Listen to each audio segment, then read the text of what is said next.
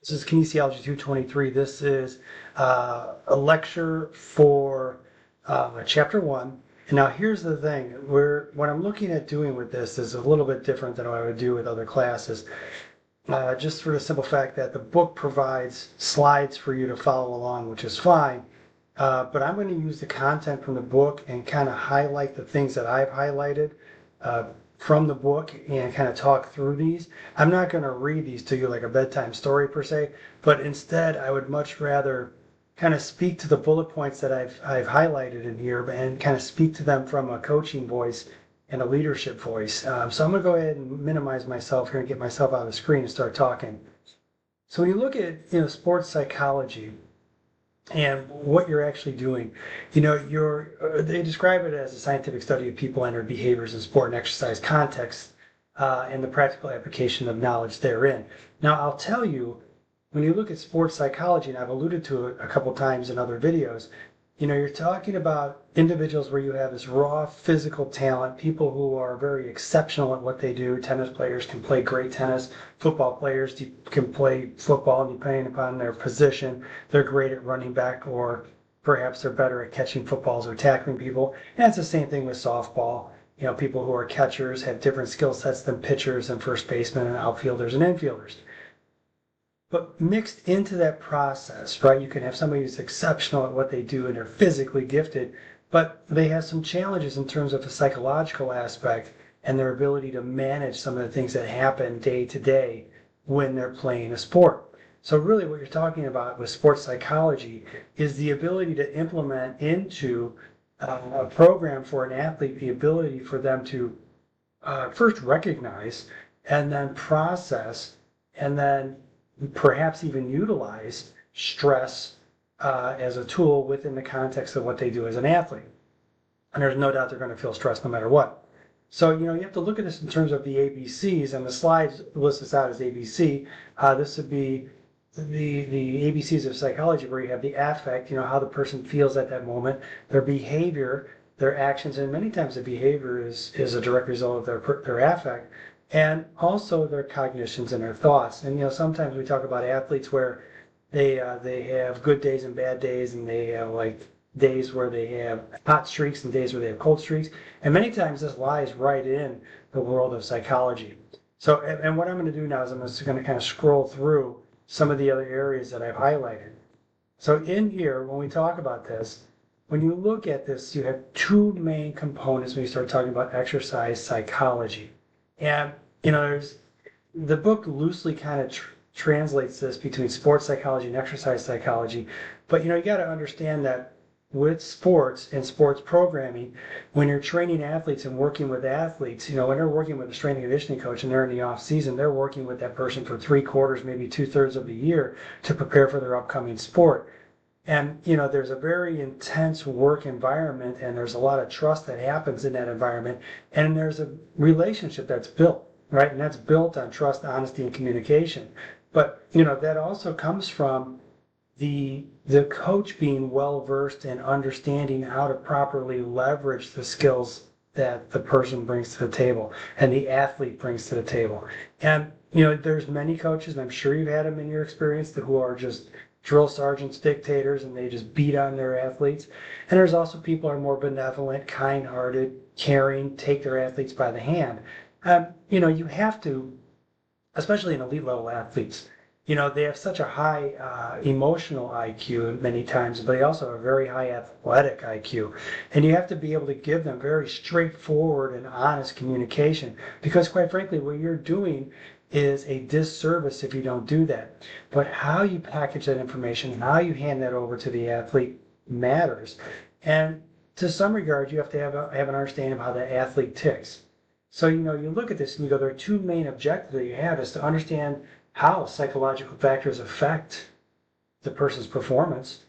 And then to that end, how their performance can affect their psychological their affect. And so it's kind of a two-sided sentence there, where you're looking at the psychological factors, how it affects their performance, but how their performance changes their affect. We have good games, we have bad games, etc. But those are very closely intertwined. And then you get into the second bullet point, where they talk about when you talk about the actual psychological integration that you have within a sport environment, and many times athletes define their identity, who they are, by the very sport that they participate in, and also how well they do the sport. And good days, they have good afternoons after, they have a good night after having a good day, but they wear bad days on their sleeve for several days. Can they forget those bad days? Can they learn from those bad days? Can they process those bad days? And also on the other side of the equation, can they process those good days? So, as a coach going into this, you have to be able to understand that your athletes will have any number of different psychological hangups along the way, and you have to be able to kind of rationally go through and talk with your athletes to understand where they are uh, mentally and psychologically. So when you look at this, you have these factors that kind of affect our physical or motor performance. And we've seen it where people choke in a free throw, or somebody has difficulty performing a skill, or perhaps it's a defense mechanism. I say, well, I'll never be able to swim across the pool in 30 seconds. I'll never be able to do that. And that's a defense mechanism. It's basically a coping mechanism that's been built into their structure. And sometimes as a coach, you have to unwind that.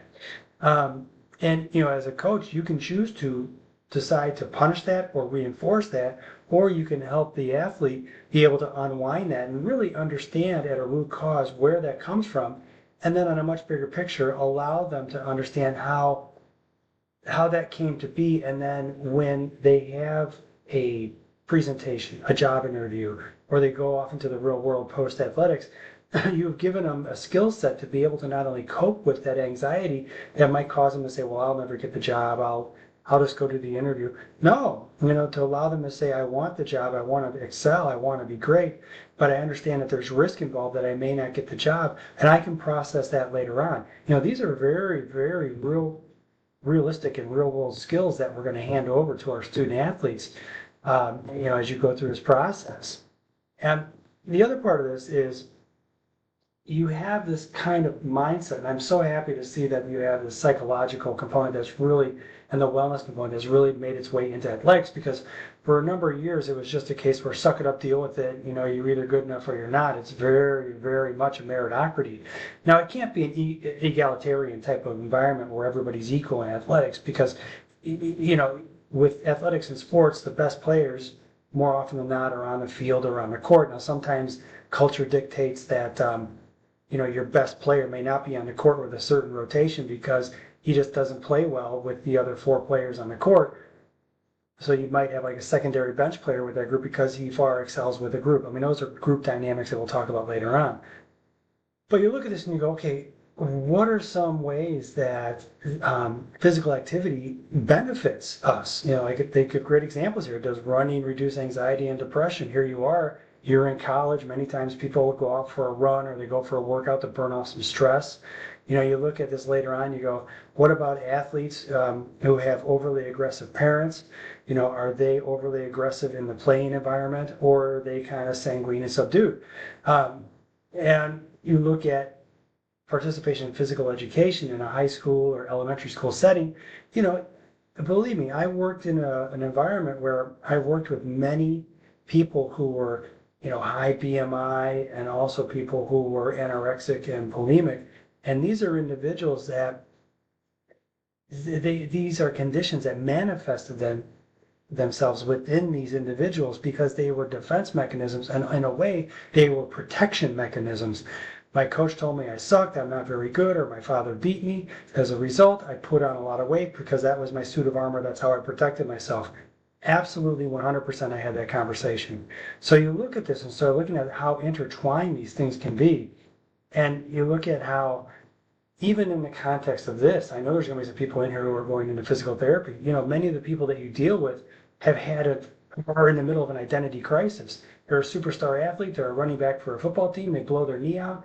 All of a sudden, their identity is gone. They're no longer the superstar athlete, they're the person with the blown out knee. So, you're working with these individuals, and you're not only working with them to help them regain their physical health, but in some regard, you end up being almost like their quasi cheerleader to help them along the process to not lose faith in the big picture, that this doesn't take away from their identity of who they are, but it might change short term the context of who they are as an athlete, but it doesn't change who they are as a person.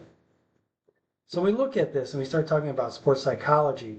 I like this in terms of I talk about more and more sports psychologists have focused on the psychological factors involved in exercise and health, developing strategies and encouraging sedentary people to exercise or assessing the effectiveness of exercise as a treatment for depression, because frankly there's only one medication that is absolutely effective across the board wholesale for many different maladies, including depression, and that's exercise. Now, individuals might push back on this when you work with them and say they don't want to get off the couch, they feel better on the couch, but movement matters, and movement helps with the ability to be able to process not only stress but depression. So this is really good on this book to be able to kind of differentiate, but also shine a light to the fact that there's a psychological emotional benefit to exercise itself. With this, I'm going to go ahead and come on down here. So when you look at socializing in sport, there's a component to our sport activities and even going to the gym where you look at being able to go out and get in front of people and be interactive with people. And so that's one of the things, sorry, I better get back up to here, get you seasick. That's one of the things that's also effective in this area is the socialization that helps to bolster people who are in the psychological funk or maybe have a depression episode. All right, so let's get back down here. Okay, so specializing in sport and exercise psychology, they have three main roles, one of which is they'll be in a lab conducting research. They're working with people to try to come up with better scientific processes to abate depression, for example, like we were just talking about. They'll have individuals who are teaching psychology and people who are consultants. Now, the book does a really good job of kind of differentiating between these, and I'm going to hit on these real quick. Just so you know, I only have 15 minutes per presentation. I do that deliberately just so I'm not burying you in a 2-hour presentation. So when you look at this, in the research side, their whole process is to be able to take individual populations and come up with research to be able to support any number of different outcomes. And we'll talk a little bit about this, but usually it depends on an activity, or perhaps like the book gives an example where they talk about how running 20 minutes 4 times a week affects the anxiety levels of a person. And you find ways to quantify that and find the relationships between those. So as you read through that section, I hope you understand that, on that side of the house, you're really talking about the scientific methodology of trying to correlate exercise and one's benefit from exercise. With psychology specialists, you have people who teach, right? And they're in the classroom environment and they're teaching classes such as I teach, or they're even coaching, which both are great avenues for people in sports psychology. With the coaching component, you definitely need some hard skills to be able to have an understanding of methodology, program design, the human body, etc. When you get into the consulting role and you start meeting with people one-on-one or teams, you're talking about how you can increase team performance through psychological interventions. You have, like when I was at University of Arizona, we had team psychologists who came in and did presentations to the entire team on how to be more successful, but they also booked sessions one-on-one, and that was a collaboration with the psychology department on campus, where they had their students come in and work with the athletes to be able to help them with, performance anxiety and being able to be better prepared for a sporting event. And we'll talk about that here in a little bit. If we take this down here to distinguishing between the two specialties, now you have two main areas, right? One of which is clinical sports psychologist, and I can't stress this enough, clinical means something in this sentence. And further down you have educational sports psychology specialists. So these folks, clinical sports psychologists, have extensive training in psychology, so it can detect and treat individuals, severe depression and suicidal tendencies. And those are the individuals that I dealt with in that one clinical setting. Now, to that end, these are people who have licenses, etc. Now, I'm going to hit the pause button here, and I'm going to start my next video in a second.